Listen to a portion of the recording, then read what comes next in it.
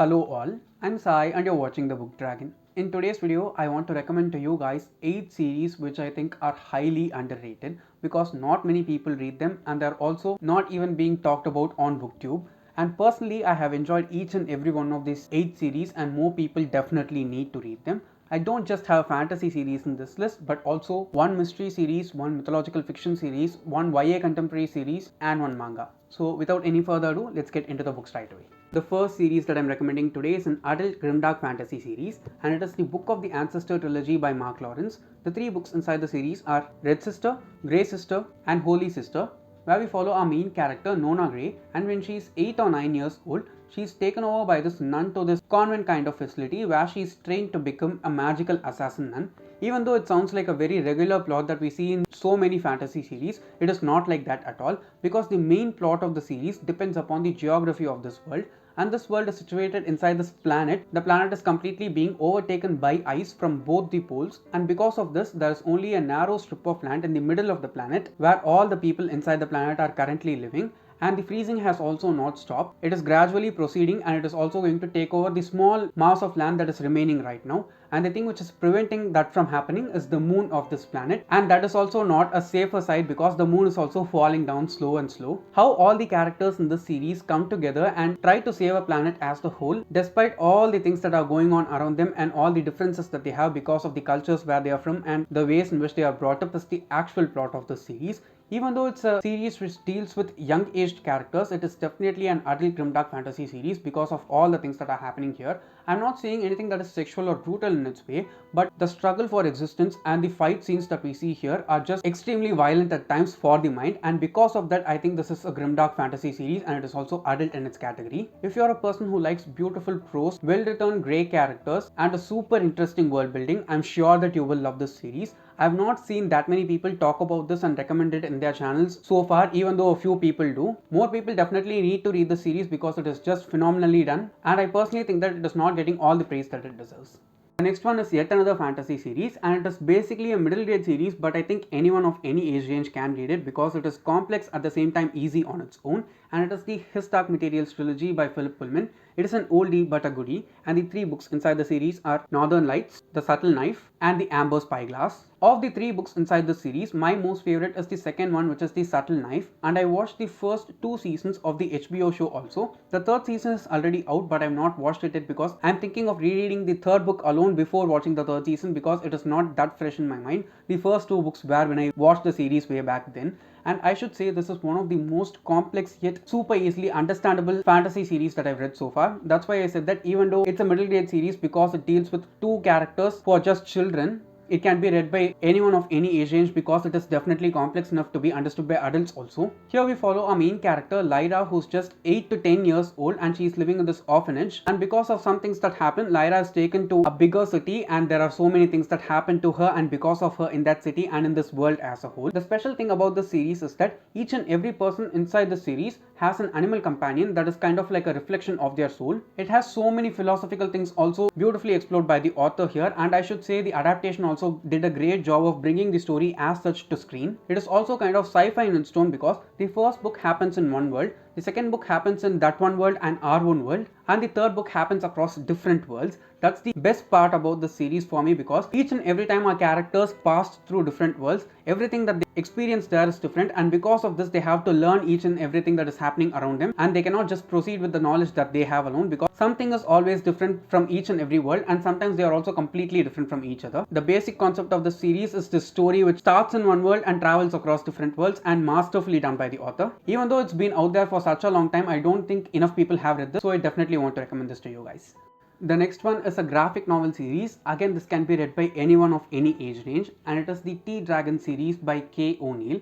It has only 3 volumes, and the 3 books inside the series are The T-Dragon Society, The T-Dragon Tapestry, and The T-Dragon Festival. And I should say all 3 of these are just beautifully written by the author, okay? It is just a comfy fantasy series that you can just go forward and read and just enjoy. It can be read by anyone of any age range, okay? It's written in such a way that it can be understood by children in one way and it can be understood by adults in one way. The books that I can compare with this series are The Little Prince and The Boy, the Mole, the Fox and the Horse. I'm sure if you've read those two books, you know that even though they are children's books, they can be read by anyone of any age range. It is similar for this series also. And in this series, we follow tea dragons, which are like the cutest ever species of dragons that I've read so far. They are basically just puppy dog like creatures which have tea plants growing from some parts of their body, and the leaves from these tea plants need to be harvested and need to be processed in a particular way in order to relieve us from, and they're also very fragile creatures and they need some kind of human companion to be with them and take care of them always. Just on seeing these tea dragons itself, I'm sure all of the stress and pressure that you have in your body will just dissipate and just disintegrate into the air, because it is that well written by the author.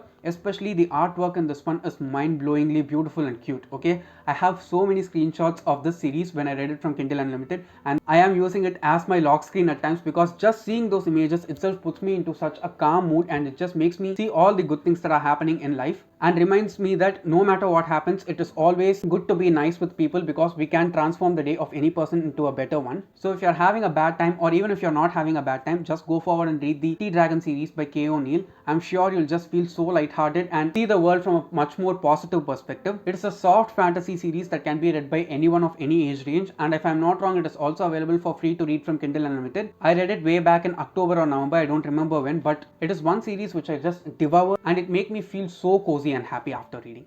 The next one is an Indian YA contemporary series. Even though many people say that this is a YA contemporary romance series, I don't think so, because it leans more into the contemporary genre inside young adult compared to being a romance, and it is The Boy Who Loved by Durjoy Datta. There are two books out so far. The first one is The Boy Who Loved and the second one is The Boy with a Broken Heart, and of the two I can say that I like the first book more because it just felt so much more original. Here we follow a main character, Raghu, who is in the final year of his high school, and he meets this girl named Brahmi in his school, and because of some things that happen, they form a romantic relationship between each other, and because of so many other things which happen in both of their homes, their love story does not go that well.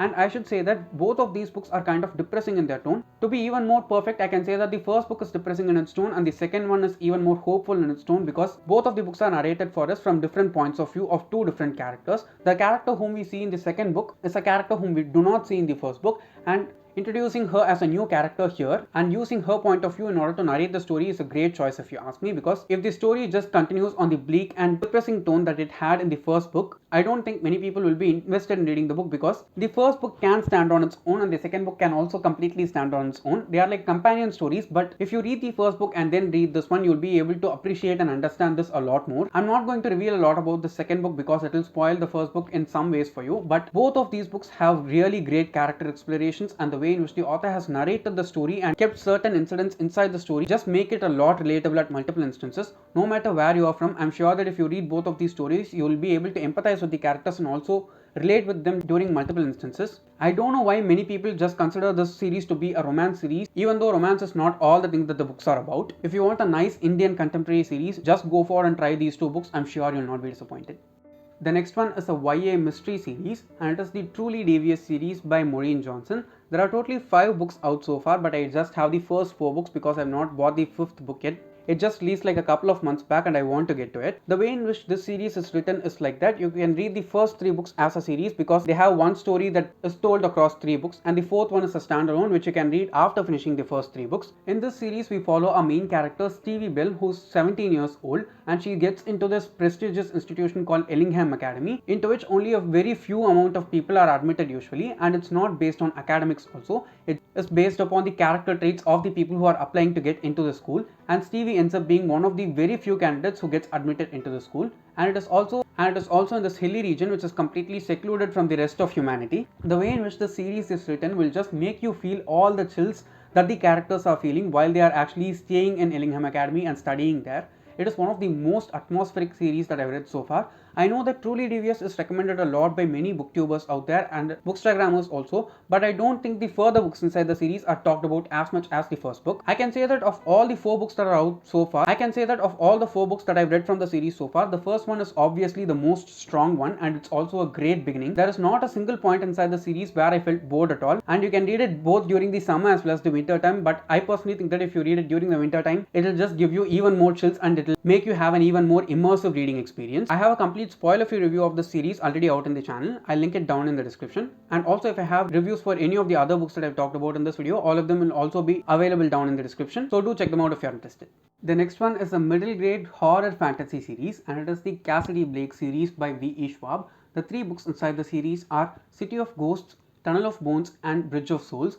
I read the last and final book inside the series only in December of last year, and I should say it was a really cozy fantasy series for me to read from. Even though it's just a middle grade series, the way in which the author has written the horror elements in this one is just really beautiful. Okay, you can just sit down and feel a bit scared, at the same time not so much scared that you'll not want to continue reading the book. It is written in such a perfect tone if you ask me. Here we follow our main character Cassidy Blake, who has this ability to see ghosts, and because of this she always ends up helping some ghosts whom she finds pass into the afterlife because they are just stuck in this life because of some things that have happened. And each and every time she helps a ghost, she is put into some kind of trouble, and her friends trying to find a way out of it is the actual plot of this series. She also has a ghost friend who keeps on helping her through all the quests that she is putting herself through. Each and every one of the 3 books inside this series happens at different locations across the globe, and each and every place is also beautifully depicted and shown to us by V.E. Schwab in this one. Again, this is another series which you can read during any season of the year because I think the author's writing is that powerful that you can feel those creepy vibes during any time. All the 3 books inside the series are short reads, so you can just finish 1 book per day and devour the entire series in just a span of 3 days itself.